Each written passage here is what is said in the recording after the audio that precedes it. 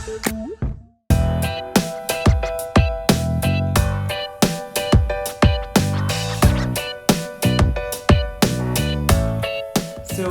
M Cream is basically a story about the new generation today. And I mean, I grew up in Delhi myself in the 90s, late 90s, when I think commercialism and materialism pretty much defined the way things were.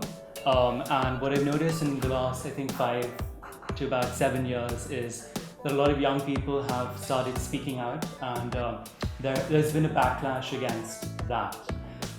So I think that it's a very unique generation in India today, the young people, and I think that I really wanted to make a film about that, and I think of course I mean both Imaad and Ira have. I mean, it's quite interesting how we actually ended up casting both of them. The two, I mean, they play the two leads in the film. So Imaad's character Figs is more the quintessential rebel. Basically, Figs' story. So I think, yeah, when you look at young people today, when you look at the spectrum of rebellion, the way I see it is that, of course, you have a lot of young people who kind of, I mean, they know that the world isn't the way it should be, but instead of doing anything about it, they rather, escape through drugs and parties, and, a true cynic in a sense. So I think Imaad's character Figs really typifies that, and is again very relatable to a lot of young people. And I don't know, I mean, Imaad's acting has been so applauded in this film. I mean, he won the Best Actor Award at a film festival, San Tropez, and I mean, the way I saw it, I thought he was pretty much being himself most of the time, but I think, yeah, people really, but yeah, in all seriousness, I think it was, amazing casting in his case, because he really does have that kind of tripped out vibe a bit. Whatever that means. So, yeah, and I think Ira's character on the other end of the spectrum is kind of very much confrontational. Someone who doesn't, obviously, I mean, she kind of starts out as a typical do-gooder. I mean, she doesn't believe in drinking or smoking, or, I mean, she kind of looks down on a lot of that, like a lot of young people. And I think her character is also incredibly relatable to many people today. I mean, if you look at the new generation, there's a lot of young people who are very political, who believe in speaking out, who are involved in a lot of causes, and I think her character kind of really exemplifies that commitment. And as the film progresses, we kind of examine these two forms of rebellion and kind of how they meet, the two characters and these two ideas and ideologies meet along the way. So yeah. It's not as serious as he's making it sound. Okay? It's also a road movie in search of these four characters. We have, of course, Figs and Jay, and the other two characters played by Oritra Ghosh and Robert Chalana. So the four of them go out on this road trip to find M Cream, which is a mythical magical drug. I mean, there is a drug like that exists as well, but we've kind of modeled it upon a real drug in a sense, but obviously mythologized it for the purposes of the film and the story. But again, yeah, it's very much a fun film, and we of course bring a lot of these issues, which I think are very pertinent to young people, through the storyline, but it is an entertaining film as well. And I think that's really kind of the magic of this film, because if you look at a lot of film festival films, I mean, you have, of course, Bollywood on the one end, which is, in many cases, very escapist. And then you have a lot of independent films, which again, really, I think a lot of them sometimes kind of package India in a way which appeals to the West. So I think our film is it's unique in that it's possibly one of very few, I mean, it's a new breed of independent film, which is kind of like a crossover. It's entertaining, it's realistic, and yet again, it is deep, which I think that cinema really should be. I mean, it should be entertaining, but also elevating. With Agneya himself, I was pretty sort of fascinated by him as a person. The fact that he was 23 years old, he finished film school, and he was coming to make this feature film all on his own, that he was funding it and he was directing it and he was written it, and I was pretty floored by him, first. Secondly, I really enjoyed the script. It's just something that you know automatically as an actor, I think, and I think Imaad might agree with this, that we don't really look at a commercial sort of thing. When you read something and it speaks to you, then it speaks to you. So it was that, and I think, I don't know, I'm the kind of actor who's always believed that the people you work with and the script are probably the two most important things. So I think one was that I was totally like, I loved Agneya. I fell in love with him. I'm going to feel very pleased about it. I've said it to every journalist that I fell in love with Agneya, and I was very impressed with him. And then when I read the script, this is what's funny. And then when I heard Imaad was playing Figs, I was like, yes, that's absolutely perfect. Even without having met Imaad ever. But then when I met him, I was pleasantly surprised because he was such a warm person. He's such a recluse actually, and he's so quiet, and he comes across as this, nobody can talk to me kind of thing, but he's really warm and wonderful to work with. I was thrilled because Jay is a very strong, silent, sort of internal character. She's not, like all over the place. And since Aisha, I have been sort of typecast. And, my mom and I keep laughing about this because we do a lot of theatre, as you know. And in our theatre work, we tour the country and we sometimes, are completely roughing it out. And we're not these glamorous women that everyone believes we are. And in the theatre world, you know that that's how it works. And Imaad will, I'm sure, again, verify this, that we are very, very sort of, and in our theatre work, we've done a lot of diverse work. We don't play upper class women all the time. We don't play these glamorous people all the time. There's a certain perception that happens when you act in cinema. That because it's such a visual medium that you look a certain way, so you can only play a certain part, and that's absolute rubbish. I don't agree in that at all. So, I think that to me, I think to be offered a part like Jane, which was very quiet and very internal, was very refreshing. And I sort of fell in love with her, and I learned to fall in love with her more and more as the film went on and on. And it was, again, it was all a team effort. I have to keep mentioning Imaad because without Figs, Jay would be nothing. You see, it's a very much a sort of a, it was a relationship of these two people that's the crux of the film. And how they can't stand each other at the beginning of the film. They can't stand each other's guts at all.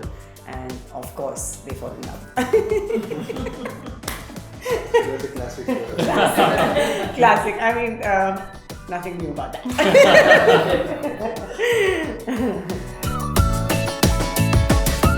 No, it's very different. And I'm extremely open-minded, actually. Two opinions which are not my own. I really like to know the opinion that I personally don't believe in. In fact, the more further away from my own personal belief it is, the more I want to kind of know what it's about, which is the opposite, not what this character is. He's extremely rigid in many ways. He thinks what he says is the only word of truth, and what anyone else says is complete rubbish. But that's an interesting device for a story. So when you have a character like that, that's when you have conflict in the story, and that's when the story moves forward. If you had all open-minded, all giving and receiving warm characters, you would never have a conflict in the plot. So it's this conflict which I think gets the story going.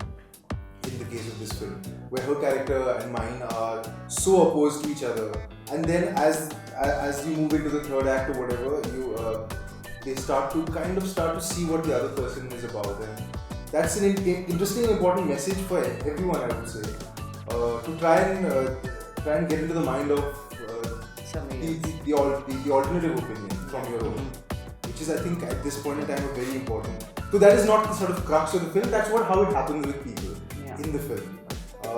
And I think most young actors will agree with me when I say that it's any actor's sort of desire to play a character that goes through a physical journey. And when that physical journey kind of becomes a mirror to some sort of a personal journey or something.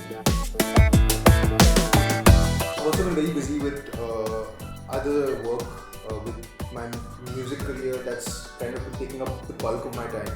And I think focus is pretty important. So for the last couple of years, I've been focusing really hard on that.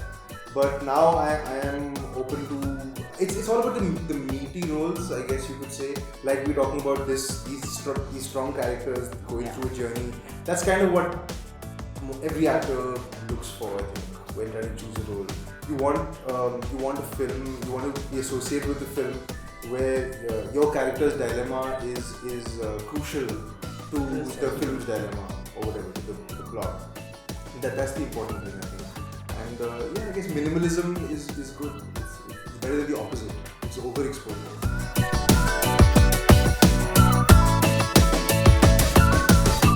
So actually, Barry John, who also plays a very interesting role in the film, I think a lot of people will be very surprised to see him in that role as well. He actually opened his studio to us. He was very kind. and he kind of was a mentor almost to us in the making of the film. So we actually did the auditions at his studio in Bombay, and then after that, subsequently, we did, I think, 2 workshops.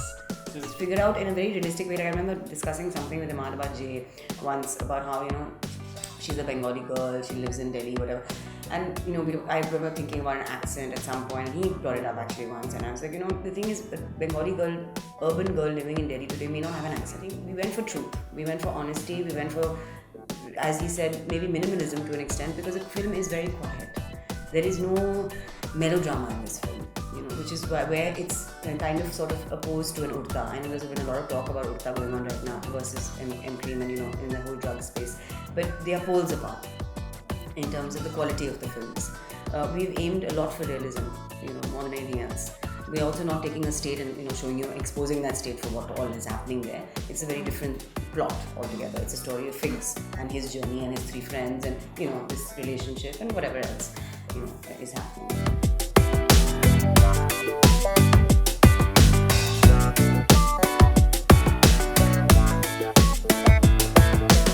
Also, I mean, for instance, in that film, and it's kind of funny because we actually met Vikram casually. Vikram Motwani was one of the producers, and at that point we didn't know that they had this film. I think it was right before they were shooting, so it's just kind of ironic how, so like a year later all this had happened. And I think, as Ira also rightly said, the film isn't pro-drugs or anti-drugs. It kind of is merely a reflection of reality. If you look at film or cinema, I don't think we really should, brush things under the carpet. I think it's about taking the issues that we have in the real world and actually, discussing that, exploring that. I mean, we're very excited because we've actually been on the festival circuit for a while now, for about a year and a half, 2 years. So the film premiered in Rhode Island, and we won the Best Feature Award. So that was the start of our festival circuit. And it's been screened at about 30 film festivals, and it's been, the response has been amazing internationally, because I think that for the first time, I think a lot of international audiences have seen this side to India as well, which is the urban youth, which I think we haven't really depicted young people in a very realistic way, at least in mainstream cinema. So I think M-Cream is a film that does attempt to do that. So I think, the response internationally has been overwhelming, of course. So we're very excited to bring it here. And I was telling someone, I think that, of course, at some festivals, some people have, of course, from the older generation, they do feel that the film is glorifying drugs, or, they can't get past a few aspects of it. So I'm sure that you will get both sides, because it is a radical film in a sense. And but I think that that's really the difference between independent film and out-and-out mainstream filmmaking, is that I think if you are committed to a bold vision, you're bound to alienate someone with the other. So I think that there will be a lot of excitement. There might be some criticism as well, but I think it will hopefully open up a larger discussion on a lot of very important issues, going far beyond just drugs. I think about the youth today, a lot of issues that concern us. It's basically universal, because it's for young people. It's that precipice in your life when you finished your education and you're no longer in that protected environment and you're pushed into the real world, and then what happens? It's the choices you make as you become an adult. It's basically, on a very broad level, it is that, which applies to everybody. You see, whether you smoke, don't smoke, whatever you do, whatever kind of human being you are, or whatever your personality may be, everyone goes through this. But what happens when we are thrown into the real world? We take a road trip and we say, okay, let's go get, messed up for a bit. Then what? So it really does capture the moment in your life, I guess, for most of us in our 20s, where you kind of are, trying to balance idealism on the one hand and cynicism on the other, and coming of age and growing up. And I think a lot of people have gone through that. So the film also has resonated very deeply with older audiences. So I think that, I'm really curious to see the general response when the film comes out.